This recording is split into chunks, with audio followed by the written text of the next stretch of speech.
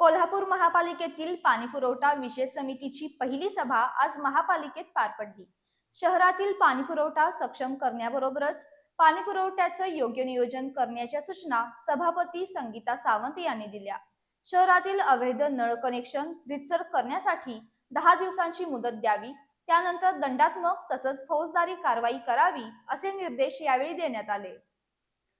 कोल्हापूर शहरातील पाणीपुरवठा व्यवस्था अधिक सक्षम, नियमित आणि सुरळीत करण्याच्या दृष्टीनं पाणीपुरवठा विशेष समितीची पहिली सभा आज स्थायी समिती सभागृहात सभापती संगीता सावंत यांच्या अध्यक्षतेखाली पार पडली।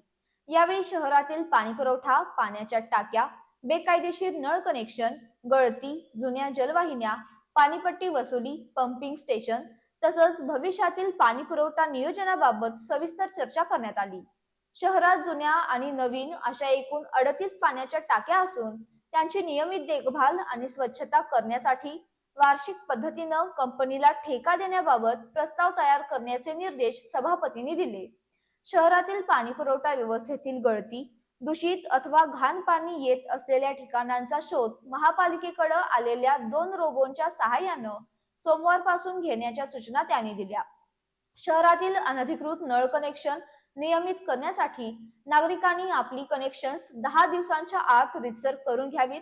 त्यानंतर महापालिकेच्या तपासणी पथकाला बेकायदेशीर कनेक्शन आढळल्यास 20,000 रुपयांचा दंड आकारण्यात येईल। त्यानंतर संबंधितांविरोधात फौजदारी कारवाई करण्याचा निर्णय यावेळी घेण्यात आला।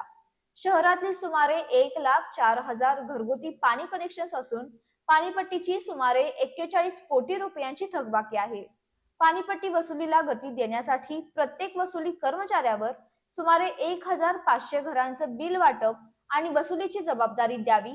भविष्यात पाणी वापराच्या अचूक मोजमाप आणि बिलिंगसाठी डिजिटल मीटर बसवण्याचा विचार सुरू असल्याचं यावेळी पाणीपुरवठा विभागाच्या वतीनं सांगण्यात आलं। शहरातील जुन्या पंपिंग स्टेशनच्या दुरुस्ती आणि आधुनिकीकरणासाठी जिल्हा नियोजन समितीकडे निधी मागणीचा प्रस्ताव तातडीनं पाठवण्याचा निर्णय यावेळी घेण्यात आला। यावेळी या विशेष समितीच्या उपसभापती दीपा काटकर, अतिरिक्त आयुक्त शिल्पा दरेकर, सदस्य अर्जुन माने, अजय इंगवले, स्वालिया बागवान, अर्चना बिरांजे, निलांबरी साळोखे, जलअभियंता हर्षचित घाटगे यांच्यासह सदस्य, अधिकारी आणि कर्मचारी उपस्थित होते।